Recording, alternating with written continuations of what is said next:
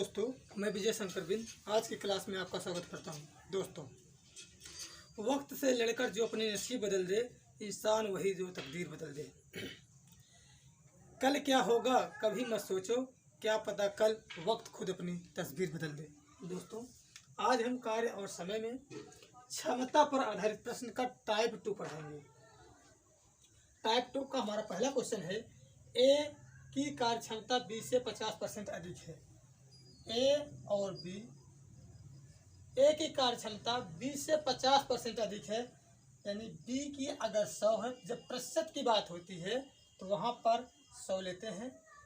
B की मान लेते हैं 100 है, ए की 50% अधिक है, यानी ए की हो जाएगी 150।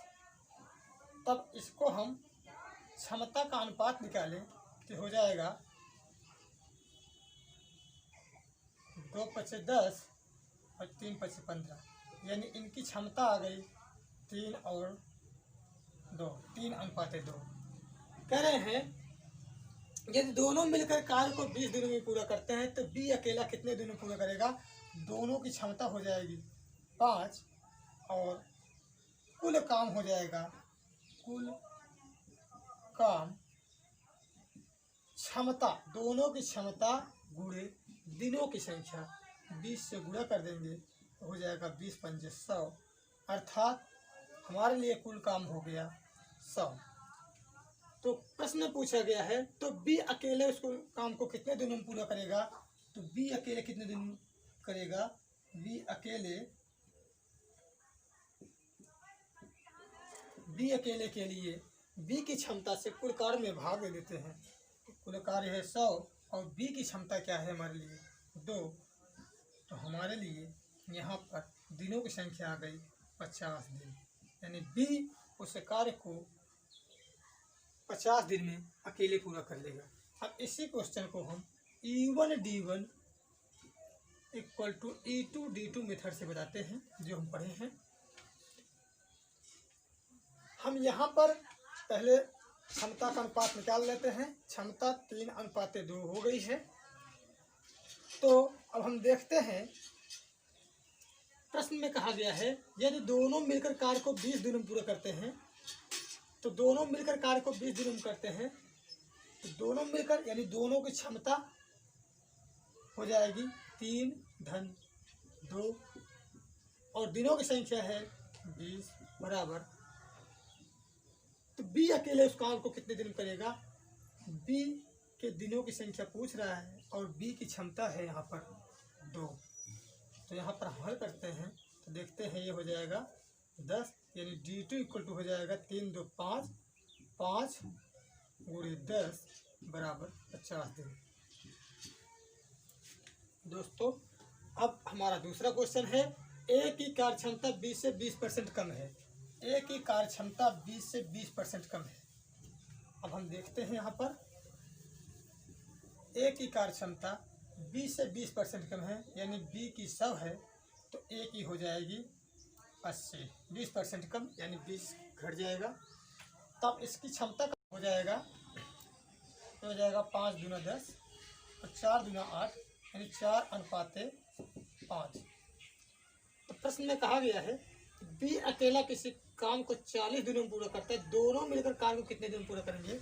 हम सबसे पहले कुल कार्य निकालते हैं। कुल कार्य बराबर हो जाएगा, बी की क्षमता यहाँ पर 5 दिया है, अब 5 गुणे बी के दिनों की संख्या 40 है, तो हम देखते हैं कुल कार्य हमारे लिए हो जाएगा 200। अब दोनों मिलकर कार्य को कितने दिन करेंगे, दोनों मिलकर कार्य को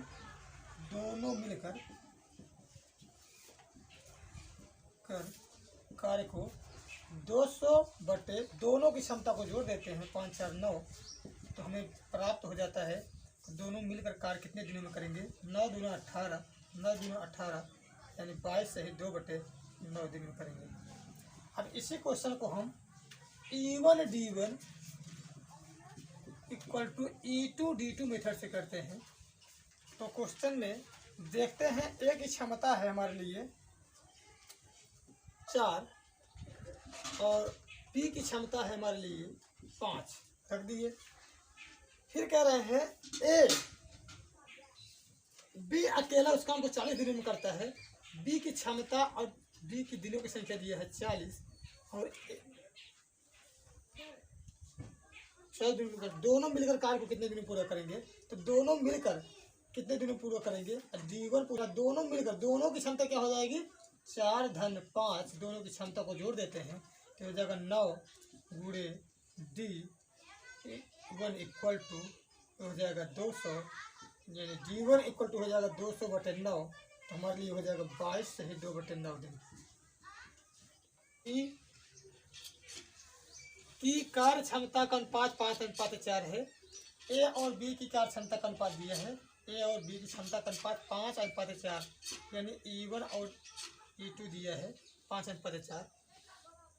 यदि ए किसी कार्य को बी की अपेक्षा 10 दिन पहले कर लेता है, ए की क्षमता क्या है? 5, यानी E1 D1 equal to E2 D2 से ए 5 दिन पहले कर लेता है बी की अपेक्षा, यानी यहाँ पर बी की दिनों की संख्या डी हो जाएगी और ए की दिनों की संख्या होगी 10 दिन पहले। अब डी -10, पहले के लिए माइनस लगाते हैं और ए की क्षमता दिया है 5, यानी 5 गुणे इतना हो जाएगा और बी की क्षमता है हमारे लिए 4, यानी 4 गुणे डी हो जाएगा।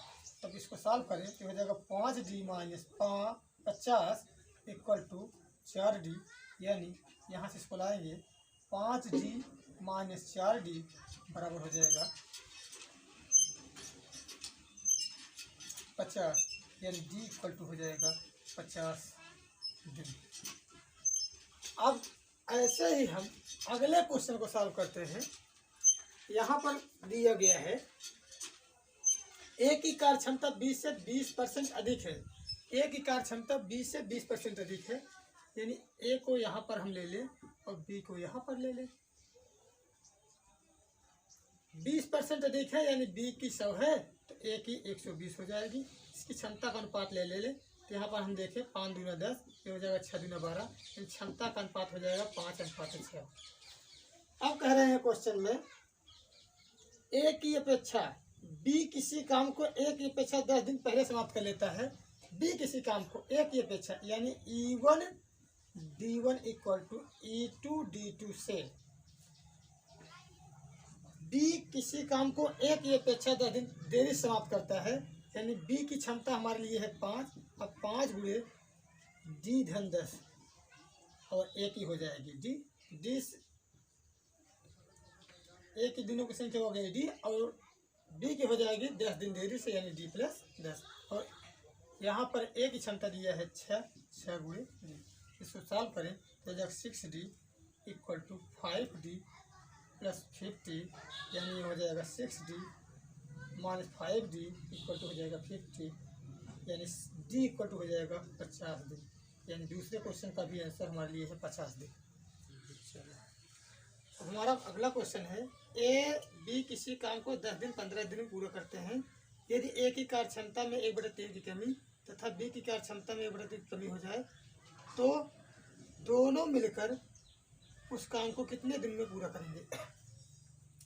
क्वेश्चन दिया गया है ए 10 दिन में करता है, बी उसे 15 दिन में करता है, तो दोनों का जब एलसीएम लेते हैं तो हमारे लिए कुल कार्य ज्ञात हो जाता है। हम पढ़े हैं कुल कार्य हो जाएगा हमारे लिए 30। अब ए के 1 दिन के कार्य करने की क्षमता जब 30 में 10 से भाग देंगे तो हो जाएगी 3, और बी के 1 दिन के कार्य करने की क्षमता हो जाएगी 2। अब प्रश्न में कह रहे हैं ए की कार्य क्षमता में 1/3 की कमी। ए की कार्य क्षमता में कमी 1/3 की कमी हो रही है, यानी 3 - 3 गुणे 1/3, यानी हो जाएगा 2। बी की कार्य क्षमता में कमी, बराबर हो जाएगा 1/2 की कमी हो रही है, तो हो जाएगा बी की क्षमता आई है 2 - 2 गुणे 1/2, तो हो जाएगा 2 में 1 घटेगा 1, यानी ये इनकी क्षमता आ गई 2 और बी की क्षमता आ गई ए। अब कह रहे हैं कि दोनों मिलकर इस कार्य को कितने दिन में पूरा करेंगे। तो दोनों मिलकर